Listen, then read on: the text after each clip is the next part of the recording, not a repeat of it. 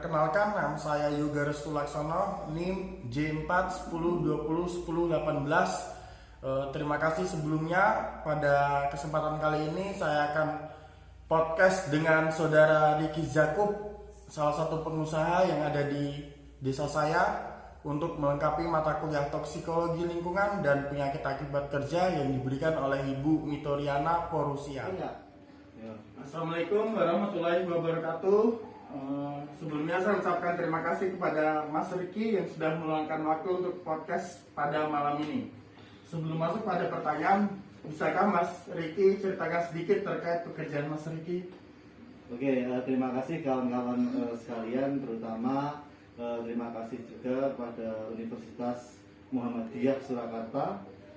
Pada kesempatan malam hari ini saya diajak ngobrol dengan salah satu mahasiswa dari Universitas Muhammadiyah Surakarta, masuk dalam pertanyaan.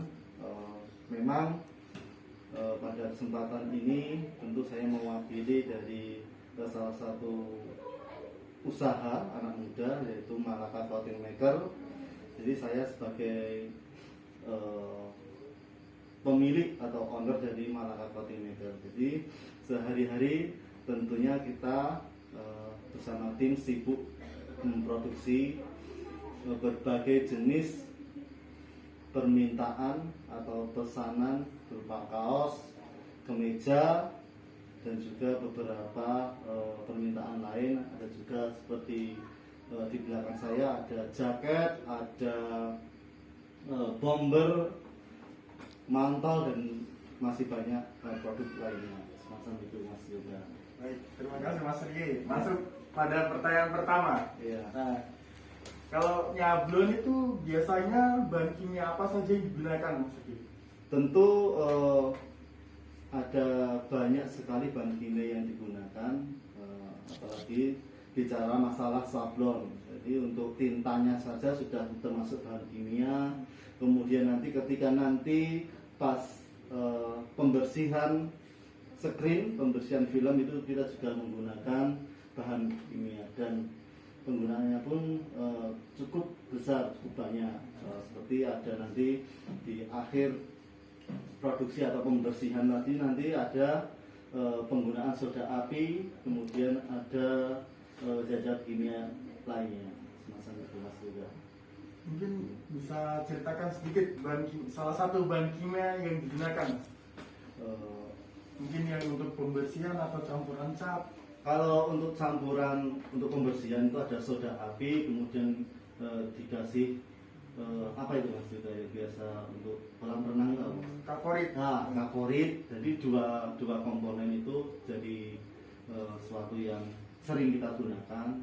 Kadangkala selain itu kita juga menggunakan seperti zat kimia lain seperti deterjen, kadang juga pemutih juga itu kita gunakan. Tapi untuk sementara selama penggunaan soda api sama kaporit bisa menuntaskan masalah, kita pakai dua unsur bahan kimia tersebut ya. Untuk Mas juga untuk apa itu namanya? Untuk penyablonan sendiri tintanya tentu tintanya tinta berbahan kimia. Nah, bicara soal bahan kimia, pasti kita bicara juga tentang cara membuangnya atau membersihkannya. Ya. Cara Mas Ricky untuk membuang sisa-sisa catnya itu bagaimana, Mas? Kalau dulu, jadi pengalaman ini, kita bicara masalah pengalaman. Dulu kita sisa-sisa tinta itu kita kumpulkan, kemudian kita buang.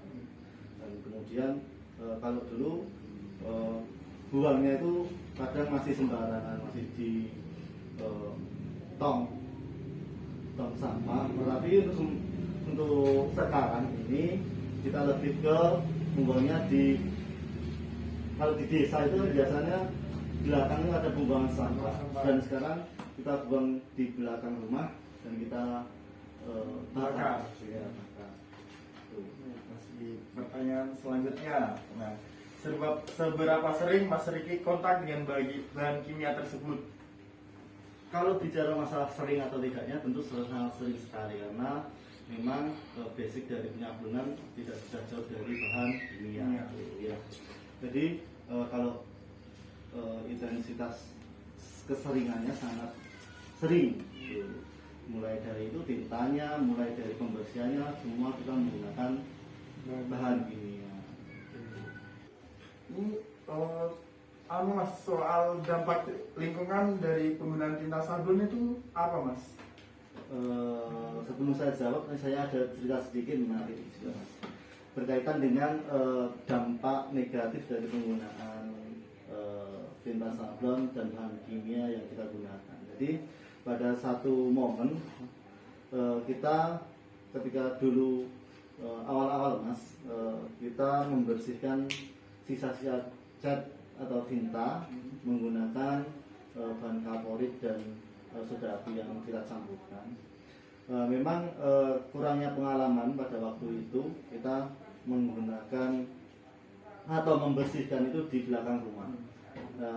Kita tidak sadar bahwasanya di beberapa ratus meter dari tempat kita mencuci atau membersihkan tinta itu ada kolam ikan. Ini menarik.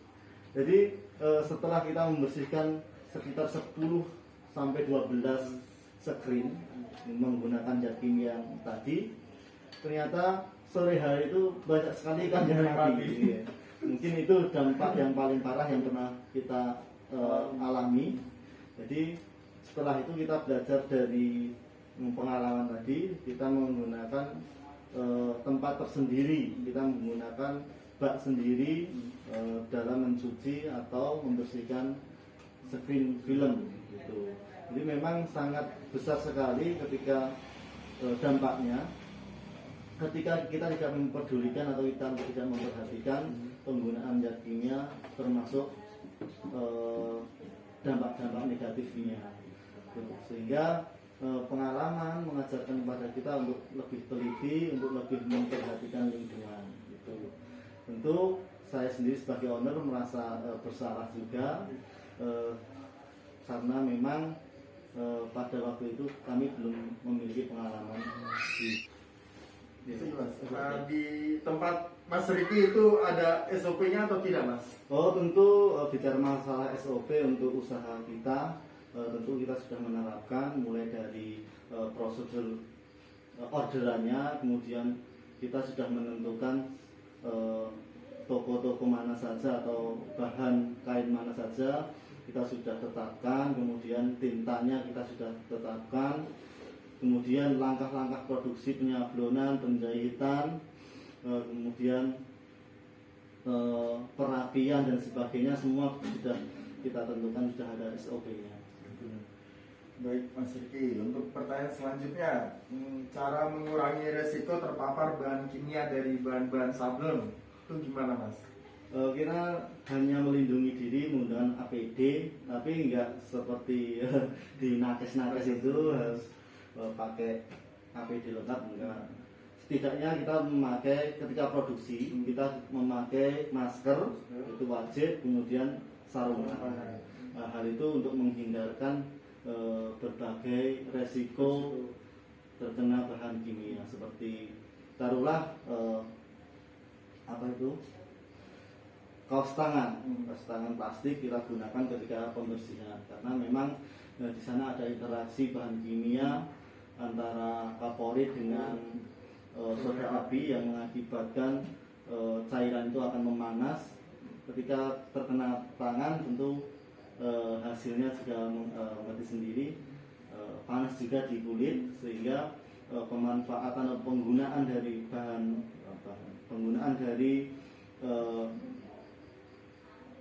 sarung tangan atau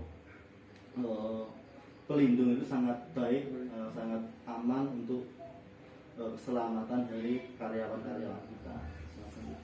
Baik, pertanyaan selanjutnya, apakah Mas Riki pernah keracunan yang disebabkan bahan kimia yang dipakai untuk nyablon?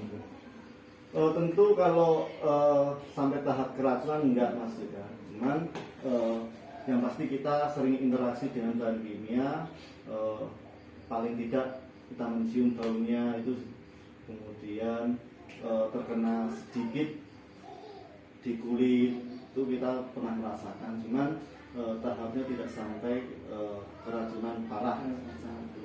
Tapi alhamdulillah sampai hari ini tidak ada masalah atau dampak negatif yang kita rasakan akibat dari kegiatan kita sehari-hari, yaitu penyablonan. Karena memang ya tadi sesuai dengan SOP kita juga menggunakan pelindung diri walaupun kita juga memakai masker atau sekedar memakai masker dan sarung tangan. Dan selanjutnya tadi kan Mas Riki bilang nggak pernah mengalami keracunan gimana begitu lah.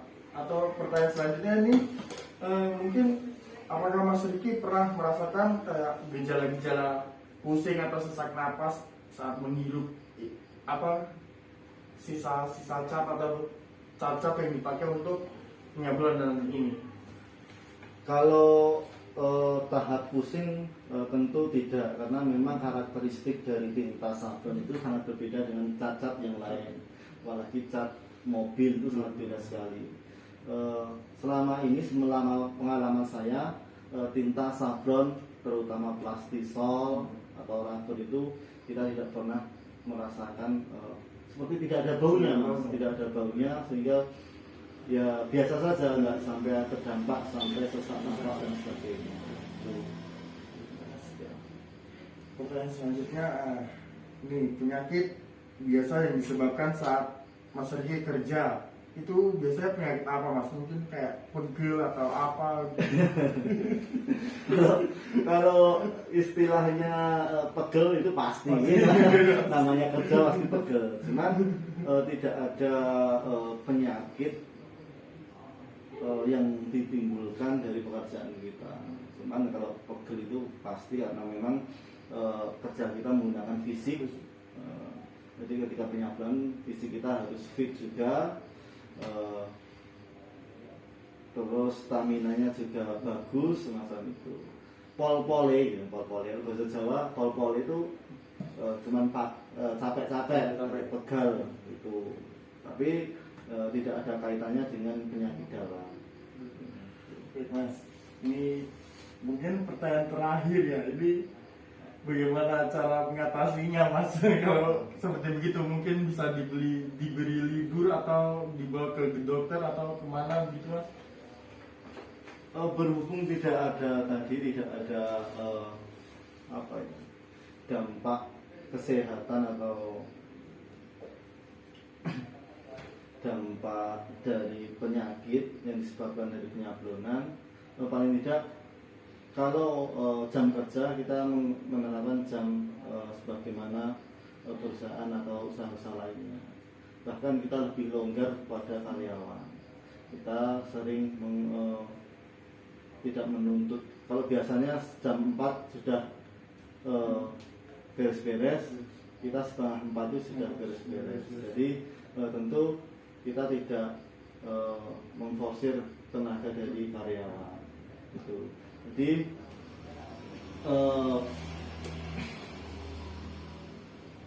ada beberapa hal yang ingin saya sampaikan juga Mas Yoga, masalah kaitannya dengan karyawan atau tim.